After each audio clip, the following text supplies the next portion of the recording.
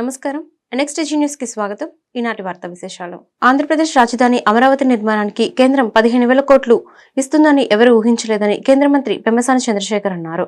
పోలవరం ప్రాజెక్టుకు ఎంత ఖర్చైనా భరిస్తామని కేంద్రం హామీ ఇచ్చిందన్నారు. గుంటూరులో నిర్వహించిన మీడియా సమావేశంలో ఆయన మాట్లాడారు. 2-3 ఏళ్లలో పోలవరం ప్రాజెక్టు పూర్తి చేసేలా కేంద్రం చర్యలు తీసుకుంటుందని చెప్పారు. ఏ అంటే అమరావతి, పి అంటే పోలవరం 2 నిర్మాణాలను రాష్ట్ర ప్రభుత్వం ఎంతో ప్రతిష్టాత్మకంగా తీసుకుంది. కేంద్రం కూడా అందుకు పూర్తి స్థాయిలో సహకరిస్తోంది. అమరావతికి 2,500 కోట్లతో రైల్వే లైన్ మంజూరైంది. 12,000 కోట్ల నుంచి 15,000 కోట్ల విలువైన అమరావతి ఔటర్ రింగ్ రోడ్ నిర్మాణానికి కూడా కేంద్ర మంత్రి నితిన్ గడ్కరీ ఆమోదం తెలిపారు. దీనికి అవసరమైన భూసేకరణకు కేంద్రం సహకరిస్తుందని పెమ్మసాని వెల్లడించారు. ఏపీ అంటే చంద్రబాబు నాయుడు గారికి కానీ మనకి కానీ ఇంకెవరికైనా కూడా ఏ అంటే అమరావతి, పి అంటే పోలవరం. మరి ఈ రోజున అమరావతికి 15,000 కోట్ల రూపాయలు ఎవరు ఊహించలేదు కూడా వాస్తవంగా. అంత 15,000 కోట్ల రూపాయలు బడ్జెట్లో అలొకేట్ చేస్తారని. అది పోలవరంకి ఎంత ఖర్చు అయితే అంత. పోలవరం డయాఫ్రమ్ వాల్ ఇవన్నీ పాడైపోయి 400 కోట్లు అవ్వాల్సింది ఈరోజు మళ్ళీ 900 కోట్లు అయ్యేటువంటి పరిస్థితి.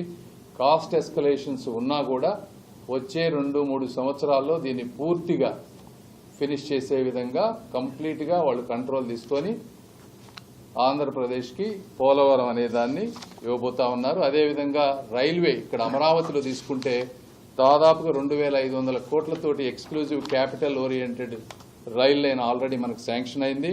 పూర్తి ప్రదాతల పేర్లతో ప్రభుత్వ పథకాల అమలు హర్షణీయమని డిప్యూటీ సీఎం పవన్ కళ్యాణ్ అన్నారు. సమాజ సేవకులు, శాస్త్రవేత్తలు, విద్యావేత్తల పేర్లు పెట్టడం బాగుందన్నారు.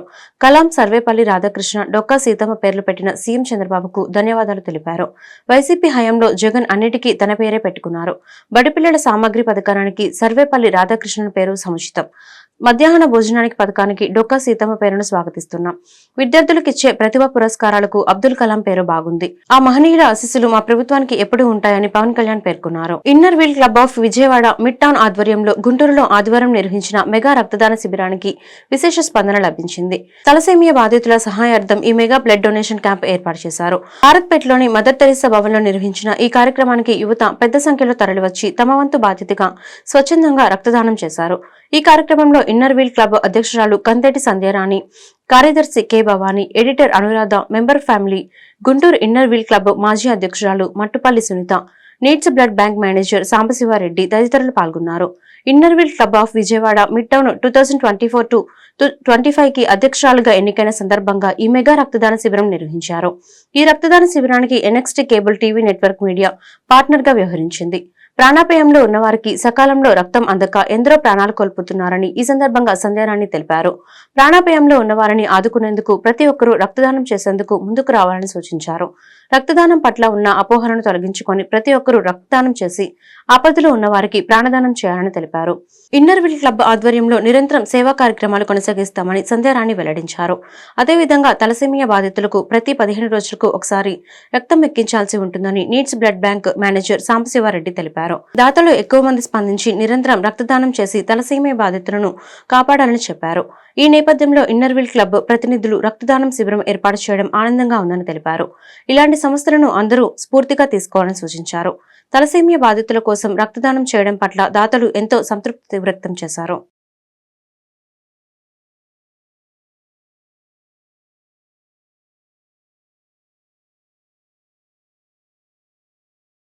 విజయవాడ మిడ్ టౌన్ క్లబ్ నుంచి inner wheel club of Vijayawada mid town నుంచి వచ్చాము. నేను president Sandhya Kanteti, secretary Bhavani, club editor Anuradha, then club member Shamili, Guntur inner wheel club నుంచి Sunitha, past president Sunitha attend అయ్యారు. మేము రక్తదాన శిబిరం ఒకటి క్యాంపు కండక్ట్ చేస్తున్నాము. అది తలసేమియా వ్యాధిగ్రస్తులకి, చిన్నారులకి, వాళ్ళకి నెలకి 2 సార్లు బ్లడ్ అవసరం అవుతుందంటండి. అది ఆ బ్లడ్ వాళ్ళకి దొరకకపోతే వాళ్ళు చనిపోవటం జరుగుతుంది.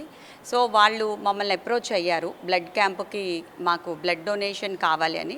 సో మేము తలసేమియా నీడ్స్ బ్లడ్ ట్రస్ట్కి ఈ బ్లడ్ డొనేట్ చేయడం జరుగుతుంది. సో దాదాపు ఒక 50 మంది దాకా వస్తున్నారు. వారి దగ్గర నుంచి ఈ బ్లడ్ డొనేషన్ క్యాంప్ని వీరికి అందజేయడం జరుగుతుంది. నమస్కారం అండి. ఈరోజు గుంటూరులో అమరావతి రోడ్లోని రామా బిల్డింగ్స్ కాంప్లెక్స్లో ఇవాళ తలసేమియా చిన్నారుల కోసం బ్లడ్ డొనేషన్ క్యాంప్ కండక్ట్ చేయడం జరిగింది. ఈ క్యాంప్ వచ్చేసి inner wheel club of Vijayawada mid town నుంచి ప్రెసిడెంట్ కె సంధ్యారాణి గారు, అలాగే మన సెక్రటరీ భవానీ గారు రావటం జరిగింది. సో ఇది వచ్చేసి ఇక్కడ మేడము వీళ్ళంతా వ్యాపారంలోనే కాదు సర్వీస్ రంగంలో మేము సైతం అని చెప్పేసి ముందుకు వచ్చేసి విజయవాడ నుంచేసి ఇక్కడికి వచ్చేసి వాళ్ళ యొక్క టీంని ప్రోత్సహించి మా తలసీమియా చిన్నారుల కోసం దాదాపు ఒక 50 మంది చేత ఇక్కడ బ్లడ్ డొనేషన్ క్యాంప్ కండక్ట్ చేసేసి వారి ద్వారా వచ్చిన బ్లడ్ వచ్చేసి తలసీమియా చిన్నారులకు సర్వీస్ చేయడం జరిగిందండి. మహిళా మనులందరూ ఈ విధంగా సర్వీస్లో కూడా ముందుకొచ్చేసి ఒక organisation, international organisation of women for friendship and services, service రంగంలో మేము సైతం తలసీమియా చిన్నారుల కోసం ఎంతో కొంత పాటుపడతామని చెప్పేసి ఈరోజు ముందుకు వచ్చేసి సర్వీస్ చేయడం జరిగిందండి. మా తరపున, మా బ్లడ్ బ్యాంక్ తరపున, తలసీమియా చిన్నారుల తరపున మేడం వాళ్ళకే ధన్యవాదాలు తెలియజేస్తున్నాం. స్పెషల్గా ఇక్కడ ఏంటంటే తలసీమియా చిన్నారుల గురించి 2 నిమిషాలు మాట్లాడుకోవాలండి. తలసీమియా చిన్నారులు వచ్చేసి జన్యుపరమైన లోపం వలన వాళ్ళకి ప్రతి 15 రోజులకు ఒకసారి మనం బ్లడ్ ట్రాన్స్ఫ్యూషన్ చేయడం జరుగుతుందండి. అలా చేయని పక్షంలో వాళ్ళు ఆటోమేటిక్గా ప్రతి రోజుకి నీరసపడిపోవటం, సరిగ్గా దేని మీద కాన్సన్ట్రేషన్ చేయలేకపోవటం, నడవలేకపోవటం, మెట్లెక్కలేకపోవటం, అలాగే మిగిలిన పిల్లలందరూ హ్యాపీగా స్కూల్కి వెళ్ళే పరిస్థితుల్లో వీళ్ళు స్కూల్కి వెళ్ళలేని పరిస్థితుల్లో ప్రతి 15 రోజులకు ఒకసారి మన బ్లడ్ బ్యాంక్ వచ్చి బ్లడ్ ఎక్కించుకోవటం జరుగుతుందండి. ఈ విధమైన పిల్లలు వచ్చేసి కృష్ణా, గుంటూరు, ప్రకాశం 3 జిల్లాల పరంగా 92 మంది పిల్లలు మన thalassaemia needs day care centre గుంటూరులో సర్వీస్ తీసుకోవడం జరుగుతుందండి.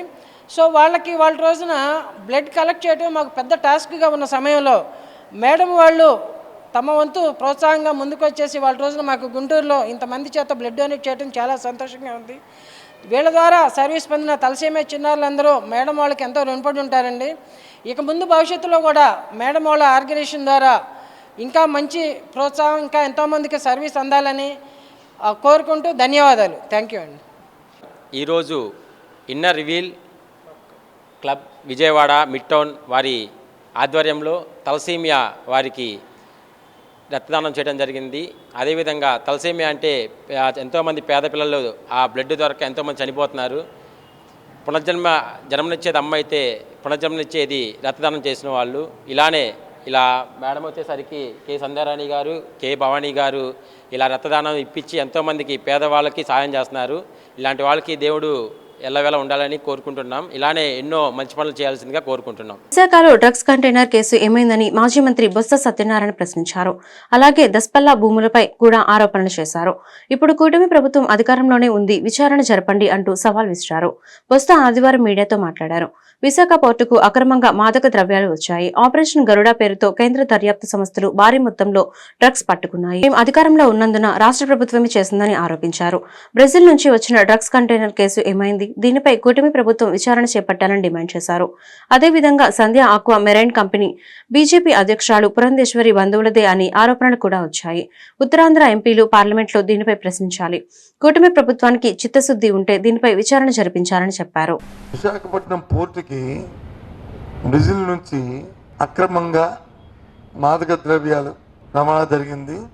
నేను ఇవాళ డిమాండ్ చేస్తుంది ఏంటంటే, దయచేసి అధికారం ఉన్న పెద్దల్ని ఏమైంది, ఇది దీంట్లో వాస్తవాలు ఎంత, వాస్తవాలు అయితే ఎవరెవరు ఇందులో ఇన్వాల్వ్ అయి ఉన్నారు, వారిని ఎందుకు ఉపేక్షిస్తున్నారు, చిత్తశుద్ధి ఉంటే స్థానిక నాయకత్వం అయితే రాష్ట్ర ప్రభుత్వాన్ని కోరండి, ఎంక్వైరీ దీని మీద దర్యాప్తు చేసి వెంటనే దీన్ని నివేదిక తెప్పించాలి. నేను పార్లమెంట్ సభ్యులైతే పార్లమెంట్లో మీరు లేవనెత్తి దీని తాలుగా వాస్తవాలను తీసుకురండి. గుంటూరులో యువత ప్రజల జీవితాలను నాశనం చేస్తున్న గంజాయిపై ఉక్కుపాదం మోపాలని పశ్చిమ ఎమ్మెల్యే గల్లా మాధవి సూచించారు. ఈ మేరకు జిల్లా ఎస్పీ సతీష్ కుమార్ ని కలిసి వినతి పత్రం అందించారు. నియోజకవర్గంలో నెలకొని ఉన్న శాంతి భద్రతల సమస్యలపై చర్చించారు. గంజాయి విషయంలో కఠినంగా వ్యవహరించాలని ఎమ్మెల్యే కోరారు. అనంతరం ఎమ్మెల్యే మాధవి మీడియాతో మాట్లాడారు. గుంటూరు ప్రగతికి సవాల్ విసురుతున్న రాక్షస గంజాయికి ఆడామగ తేడా లేకుండా వీటికి బానిసలు అవుతున్నారని చెప్పారు. ఇది సమాజ శ్రేయస్సుకు మంచిది కాదన్నారు. గంజాయికి బానిసలు అయిన వ్యక్తులు విచక్షణ మరచి సామాన్య ప్రజల మీద దాడులకు తెగబడుతున్నారని అన్నారు. అలాంటి వారు ఆత్మహత్యలకు కూడా పాల్పడుతున్నారని ఆవేదన వ్యక్తం చేశారు. గంజాయి అక్రమ రవాణాను అడ్డుకొని ప్రజలను రక్షించాలని సూచించారు. లా అండ్ ఆర్డర్ సమస్యలు బాగా ఎదుర్కోవడం జరుగుతుంది. వాటన్నిటినీ కూడా ఒక రిప్రజెంటేషన్ రూపంలో ఈరోజు సార్ ముందు పెట్టడం జరిగింది. గంజాయి బాగా విపరీతంగా మనకి గుంటూరు వెస్ట్లో సరఫరా అవుతూ ఉంది. వాటి పాయింట్స్ ఎక్కడెక్కడ ఆ ప్లేసెస్లో ఉన్నాయి అని ఒక కంప్లీట్ మ్యాటర్ని మొత్తం టైప్ చేసి వార్డ్ వైజ్గా ఈరోజు ఎక్కడెక్కడ దొరుకుతుంది, ఏ పాయింట్స్లో దొరుకుతుందో కంప్లీట్ వార్డ్ వైజ్గా లిస్ట్ అవుట్ చేసి సార్కి ఇవ్వడం జరిగింది. అలాగే బాగా రిమోట్ ఏరియాస్లో, ఐసోలేటెడ్ ఏరియాస్లో సీసీటీవీ కెమెరాస్ని ఇన్స్టాల్ చేయాలి, గుంటూరు మొత్తం అండర్ సర్వేలెన్స్ ఉండాలి అని చెప్పి సార్ని కోరడం జరిగింది. ఏ ఏరియాలో ఎన్నెన్ని నీడ్ ఉన్నాయో కూడా మేము కంప్లీట్గా చాలా లిస్ట్ అవుట్ చేసి సార్ దగ్గర సబ్మిట్ చేయడం జరిగింది. ఈ 2 ప్రధాన అంశాలు అయితే, మరొకటి ట్రాఫిక్ సమస్యలు. ఇప్పటికే అంటే 3 నుంచి 4 కంటే ఎక్కువ కూడలు లేని గుంటూరు వెస్ట్లో కూడా విపరీతమైన ట్రాఫిక్ సమస్యలను ఎదుర్కోవడం జరుగుతుంది. వాటి గురించి కూడా సార్కి చాలా స్పష్టంగా చెప్పడం జరిగింది. ట్రాఫిక్ సమస్యల గురించి కూడా చాలా స్పష్టంగా చెప్పడం జరిగింది. సండే వస్తే సండే మార్కెట్ అరండాలపేట దగ్గర కూడా విపరీతమైన ట్రాఫిక్ జామ్ అవుతుంది, మనందరికీ తెలుసు. వాటి మీద సండే డ్రైవ్స్ లాగా లేదంటే వీక్లీ డ్రైవ్స్ లాగా ఒక కార్యక్రమం చేపట్టమని చెప్పి సార్ని కోరడం జరిగింది. ఇవి కాకుండా మనకి సాయంత్రం అయితే బైక్ రేసులు, బర్త్డే పార్టీలు రోడ్ల మీద జరుగుతూ తీవ్ర అసౌకర్యానికి ప్రజల్ని గురి చేస్తూ ఉన్న కార్యకలాపాలు మనం చూస్తూ ఉన్నాము. రీసెంట్గా 3 నెలల క్రితమే ఒక యువతి ఇలాగే బైక్ రేస్ బాధితురాలు ఆవిడ పడిపోయి చనిపోవడం జరిగింది. ఇలాంటి విషయాలన్నింటినీ కూడా సార్ దృష్టికి తీసుకురావడం జరిగింది. సిబ్బంది కొరతతో కొంచెం వీటన్నిటికీ ఆలస్యమైంది అని చెప్పి మాకు సతీష్ గారు చెప్పడం జరిగింది. వీటన్నిటి పరిష్కారం ఆయన సత్వరమే చేపడతాను, ఆగస్టు 15 లోపు కంప్లీట్గా ఒక మంచి కార్యాచరణతో ముందుకు వచ్చి ఈ సమస్యలన్నిటి మీద దృష్టి పెట్టి ఆయన ఈ లా అండ్ ఆర్డర్ సమస్యని, గుంటూరు వెస్ట్లో ఉన్న ప్రతి ఒక్క అంశాన్ని ఆయన ఖచ్చితంగా దృష్టి పెట్టి సాల్వ్ చేస్తాను అని చెప్పి మాకు మాట ఇవ్వడం జరిగింది. మాకు సహకరిస్తారన్నారు. మేము కూడా పోలీసు వారికి పొలిటికల్గా ఏ వంతు సహకారం అందించాలో అది మేము అందిస్తామని కూడా వారికి చెప్పడం జరిగింది. సో వీటన్నిటికీ ఒక మంచి పరిష్కారం దొరుకుతుంది అని చెప్పి ఆశిస్తూ ఉన్నాను. అది మీడియా పూర్వకంగా ప్రజలందరికీ కూడా తెలియపరచాలి అని చెప్పి కోరుకుంటున్నాను. అంతకుముందు మార్కెట్ సెంటర్లో కానీ ఒక ఖాళీ ప్లేస్లో పెట్టి ఈవినింగ్ టైం నగరంలో ఎక్కడ ట్రాఫిక్కి అడ్డంకి లేకుండా చేశారు. ఇప్పుడు నగరంలో ఎక్కడ చూసినా కానీ రోడ్డు పైన తిరుబండారు షాపులు విపరీతంగా అన్ని చోట్ల పెరిగిపోయాయి. ఇట్లాంటిది ఏమైనా ఆలోచన ఉంది? యాక్చువల్గా ఈట్ స్ట్రీట్స్, అది మిడ్ నైట్ ఫుడ్ కోర్ట్స్ అని చెప్పి ఒకటి ఉండిందండి గుంటూరులో. మేము కూడా దాన్ని మరొకసారి తీసుకొస్తే బాగుంటుంది. నైట్ టైం వర్కర్స్ ఉన్నారు, లేదంటే దాని ఔత్సాహికులు ఎక్కువగా ఉన్నారు కాబట్టి దాని మీద ఒక పాయింట్ దృష్టి పెట్టి అది క్లోజ్ అవ్వడానికి కారణం ఏంటో దాని మీద కాస్త పూర్తి దర్యాప్తు చేసి నిజంగానే ప్రజలందరూ కోరుకునే విధం అయితే. Andhra Pradesh auto financiers welfare association 3వ సర్వసభ్య సమావేశం గుంటూరులో ఘనంగా జరిగింది. ఈ సందర్భంగా అసోసియేషన్ కి నూతన కార్యవర్గాన్ని ఎన్నుకున్నారు. రాష్ట్ర వ్యాప్త ఫైనాన్షియర్స్ అసోసియేషన్ ప్రతినిధులు సమావేశంలో పాల్గొన్నారు. ఈ సందర్భంగా అసోసియేషన్ సెక్రటరీ చంద్రశేఖర్ మీడియాతో మాట్లాడారు. ఏపీలో ఆటో ప్రైవేట్ ఫైనాన్షియర్స్ వలన సుమారు 30 లక్షల మందికి ఉపాధి లభిస్తుందని చెప్పారు. మొత్తం 12,500 మంది ఫైనాన్షియర్స్ ఉన్నారని తెలిపారు. వైసీపీ ప్రభుత్వంలో ఈ ప్రగతి యాప్ ను పట్టించుకోలేదని ఆరోపించారు. తద్వారా ఎన్నో రిజిస్ట్రేషన్ సమస్యలను ప్రైవేట్ ఫైనాన్షియర్స్ ఎదుర్కొంటున్నారన్నారు. సీఎం చంద్రబాబు ఈ ప్రగతి యాప్ ను పునరుద్ధరించి ప్రైవేట్ ఫైనాన్షియర్స్ ని ఆదుకోవాలని సూచించారు. మిత్రులందరికీ నమస్కారం అండి. ఈరోజు మేము state auto financiers welfare association AP 3వ సర్వసభ్య సమావేశము, అలాగే మా నూతన కమిటీ ఎన్నిక, అలాగే మా సమస్యల గురించి చర్చించుకునేదానికి ఈరోజు కార్యక్రమం ఏర్పాటు చేసుకున్నామండి. ఆ కమిటీకి అధ్యక్షులుగా శ్రీ వల్లెపు మంగరాజు గారిని, అలాగే జనరల్ సెక్రటరీగా తెలగంశెట్టి చంద్రశేఖర్ అనే నేను, గౌరవాధ్యక్షులుగా మా వ్యవస్థాపక అధ్యక్షులు శ్రీ బొంతు చంద్రశేఖర్ రెడ్డి గారిని, లీగల్ అడ్వైజర్గా శ్రీ రాంబాబు గారిని, తదితర కమిటీని ఏకగ్రీవంగా ఎన్నుకోవడం జరిగిందండి. దాంతోపాటుగా ఆ ప్రమాణ స్వీకారంతో పాటుగా మా సమస్యల గురించి స్థూలంగా మీతో కూడా మీ ద్వారా గవర్నమెంట్కి అలాగే తోటి ఫైనాన్సర్లకి తెలియదలుచుకున్నాం సార్. వాస్తవంగా మా అసోసియేషన్ 2019లో ఫామ్ అయిందండి. ఆ తర్వాత వెంటనే కోవిడ్ వచ్చింది. మా అసోసియేషన్ అసలు వ్యాపారం వచ్చేసరికండి వెహికల్స్కి లోన్స్ చేస్తామండి. చిన్న ఫైనాన్సర్లకు సంబంధించిన అసోసియేషన్ అండి, ప్రైవేట్ ఫైనాన్సర్స్ అసోసియేషన్. మేము ఎక్కువగా 3-వీలర్ ఆటో, ట్రాక్టర్, రీఫైనాన్స్ వెహికల్స్కి ఎక్కువగా చేస్తుంటామండి. మా సెగ్మెంట్లో మాతో అనుసంధానమైన ఉన్నవాళ్ళు దగ్గర 30 లక్షల మంది కార్మికులు ఏ రూపంలో అయితేనేమి, ఆటో డ్రైవర్లు కానివ్వండి, ఆటో ఓనర్లు కానివ్వండి, ఫైనాన్సర్లు కానివ్వండి, ఫైనాన్సర్ స్టాఫ్ కానివ్వండి, 30 లక్షల కుటుంబాలు దగ్గర మా మీద ఆధారపడి ఉన్నాయండి. పోస్ట్ కోవిడ్ తదనంతరం మారిన పూర్తి పరిస్థితుల్లో ఈ సెగ్మెంట్ పూర్తిగా దెబ్బతిన్నదండి. అదే టైంలో ఇంతకుముందు మన ట్రాన్స్పోర్ట్ డిపార్ట్మెంట్కి సంబంధించి ఈ ప్రగతి అనే ఒక సైట్ మనకి గవర్నమెంట్ సైడ్ నుండి ఆంధ్రప్రదేశ్ ఏపీ ఆర్టీఏ ఈ ప్రగతి అనే ఒక సైట్ మనకు అందుబాటులో ఉందండి. అప్పుడు ఆన్లైన్ అయినప్పుడు మొదటగా తయారు చేసింది ఈ ప్రగతి, అదంతా సెట్ అయ్యి ఉందండి. ఆ తర్వాత దాదాపు 2.5 సంవత్సరాల ముందు మనకి వాహన్ అనే ఒక కొత్త సైట్ ఎన్ఐసి నుంచి సెంట్రల్ గవర్నమెంట్ ద్వారా ఇంప్లిమెంట్ చేయబడిందండి. గుంటూరులోని 48వ డివిజన్లో ఈరోజు సిపిఐ డివిజన్ కార్యవర్గ సమావేశం జరిగింది. ఈ సందర్భంగా సిపిఐ నగర కార్యదర్శి కోట మాల్యాద్రి మీడియాతో మాట్లాడారు. శారదా కాలనీ వాసులకు ఇళ్ల రిజిస్ట్రేషన్ సౌకర్యం కల్పించాలని డిమాండ్ చేశారు. ఎన్నికల్లో ఇచ్చిన హామీలను ఎన్డీఏ ప్రభుత్వం నెరవేర్చాలని సూచించారు. ఈ సమావేశంలో సిపిఐ నేతల రావుల అంజిబాబు, అరుణ్ పాల్గొన్నారు. దాంట్లో భాగంగా ఈరోజు 48వ డివిజన్ శాఖ సమావేశం నిర్వహించుకుంటా ఉన్నాం. ఈ 48వ డివిజన్ సంబంధించి మరి శారదా కాలనీకి సంబంధించి పెద్ద సమస్యగా ఉన్నటువంటి శారదా కాలనీ నివాసాలకి రిజిస్ట్రేషన్ సౌకర్యం కల్పించాలని, అట్లాగే మరి మాధ్యంలో ఉన్నటువంటి వారికి ఏవి కూడా వాళ్ళ పేర్లు లేవు కాబట్టి వాళ్ళకి పొజిషన్ సర్టిఫికెట్లు ఇవ్వాలని సిపిఐ ఆధ్వర్యంలో మరి అనేక సంవత్సరాలుగా పోరాటం నిర్వహిస్తూ ఉన్నాం. మరి గత ప్రభుత్వం రాకముందు తెలుగుదేశం ఎన్నికల ముందు కూడా గత ప్రభుత్వం రాకముందు అప్పుడు వారు కూడా మరి చంద్రబాబు నాయుడు గారు శారదా కాలనీ ఆర్ట్ సెంటర్లో ఈ ఏదైతే నిర్మాణాలు ఉన్నాయో వీళ్ళన్నిటికీ కూడా శారదా కాలనీకి రిజిస్ట్రేషన్ సౌకర్యం కల్పిస్తామని హామీ ఇచ్చారు. అనంతరం మరి అధికారంలోకి వచ్చినటువంటి వైసీపీ ప్రభుత్వం దాని మీద కూడా ఏమాత్రం కూడా శ్రద్ధ తీసుకోలేని పరిస్థితి. నిన్న 2024 ఎలక్షన్లో మరి పట్టాలు ఇచ్చే కార్యక్రమానికి అప్పటి స్థానిక ఎమ్మెల్యే ముస్తాఫా గారు ప్రయత్నం చేశారు. దానికి సంబంధించి 1200 ఇళ్లకు సంబంధించి కూడా అన్నీ కూడా మరి ఏదైతే నివాసాలు ఉంటున్నారో వాళ్ళ బయోడేటా కూడా తీసుకోవడం జరిగింది. దాన్ని మరి తీయటం కోసం సెక్రటరీలని బాధ్యులుగా చేసి సెక్రటరీల ద్వారా ఆ నిర్మాణానికి ఏదైతే రిజిస్ట్రేషన్ సంబంధించి అన్నీ కూడా వివరాలు తీసుకోవడం జరిగింది తప్ప దాని మీద రిజిస్ట్రేషన్ మాత్రం చర్యలు తీసుకున్న పరిస్థితి. ఎన్నికలు మరి 1-2 రోజుల ముందు మేము పట్టాలు ఇస్తామని ప్రచారం చేశారు తప్ప ఆ పట్టాలు ఇవ్వకుండా జాప్యం చేశారు. మరి ఇప్పుడు అధికారంలోకి వచ్చిన తెలుగుదేశం మరి ఏదైతే గతంలో చంద్రబాబు నాయుడు గారు చెప్పారో ఇక్కడ స్వయాన వారే ఎన్నికల మరి 2019 ఎలక్షన్ ముందు వారు వచ్చిన క్రమంలో రిజిస్ట్రేషన్ సౌకర్యం కల్పిస్తామని కూడా హామీ ఇచ్చారు.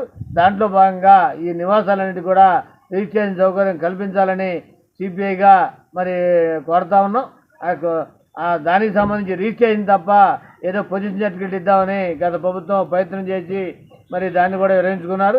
వాళ్ళందరూ కూడా మరి 1977లో శారదా కాలనీ ఆ రోజున జరిగిన తుఫాను బాధితులకి ఇచ్చిన ఆ పరిస్థితి నుంచి ఇప్పటిదాకా కూడా అనేక చేతులు మారటమైంది. చేతులు మారిన అందరూ కూడా మరి ఇప్పుడు వారి పేరున కూడా ఇప్పుడు నివాసాలు ఉండడం పేరున ఏమాత్రం కూడా సౌకర్యం కల్పనకి అట్లాగే లోన్లకు సంబంధించి వాళ్ళ పిల్లలకు కావాల్సిన ఉన్నత చదువుల కోసం మరి అవసరమైన సందర్భాల్లో ఇవన్నీ కూడా ఈ ఇల్లు ఏమి ఉపయోగపడలేదు కాబట్టి రిజిస్ట్రేషన్ సౌకర్యం కల్పించి అట్లాగే తద్వారా హక్కును కూడా కల్పించడం ద్వారా మరి వారికి న్యాయం చేయాలని మరి తెలుగుదేశం ప్రభుత్వం మరి వైసీపీ 5 ఏళ్ల పాలనలో రాష్ట్ర వ్యాప్తంగా జరిగిన భూ కబ్జాలను వెలుగులోకి తీసుకురావాలని మాజీ మంత్రి డొక్క మాణిక్యవరప్రసాద్ ప్రభుత్వానికి విజ్ఞప్తి చేశారు. మాచర్ల, మదనపల్లె, తిరుపతి తదితర ప్రాంతాల్లో భూ కబ్జాలపై ఫిర్యాదు చేసేందుకు బాధితులు పెద్ద సంఖ్యలో వస్తున్నారని చెప్పారు. ఈ నేపథ్యంలో ప్రతి నియోజకవర్గంలో జగనన్న భూ కబ్జా రివర్స్ మేళా నిర్వహించి బాధితులకు న్యాయం చేయాలన్నారు. ఓ పక్క అసెంబ్లీ సమావేశాలు జరుగుతుంటే సభకు రాకుండా జగన్ తన క్యాంప్ ఆఫీసులోనే మీడియా సమావేశం పెట్టడం సరికాదన్నారు. రాజ్యాంగ స్ఫూర్తికి ఆయన విఘాతం కలిగించారని విమర్శించారు. నేను దీన్ని బట్టి చూస్తే రాష్ట్రంలో చాలా చోట్ల భూ కబ్జాలు జరిగినాయి అనిపిస్తుంది. నాకు కూడా తెలియదు. పేపర్లో చూశాక ప్రజలు ఎందుకు అంత విరిగా వస్తున్నారో అర్థం కావట్లేదు. తిరుపతిలో, చిత్తూరులో ఇలా చాలా చోట్ల వస్తూ ఉన్నారు. అందువల్ల నేనేమంటే ప్రతి నియోజకవర్గంలో ప్రభుత్వానికి భూ కబ్జా రివర్స్ మేళాలు జరిగితే బాగుంటుంది. దానికి జగనన్న భూ కబ్జా రివర్స్ మేళాలని పేరు పెడితే బాగుంటుంది.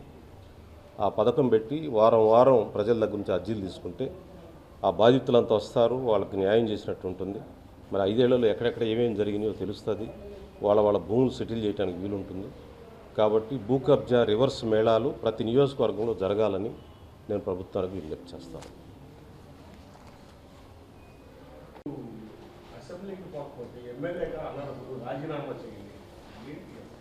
అంటే సహజంగా ఏంటంటే ఎమ్మెల్యేగా ఎలక్ట్ అవ్వడానికి చాలామంది తపస్సు చేస్తా ఉన్నారు. మీ అందరికీ తెలుసు, ఎమ్మెల్యే గెలవటం అనేది మన రాజ్యాంగంలో ఒక 2 లక్షల మందికి ప్రజాప్రతినిధులు ఎమ్మెల్యే అంటే.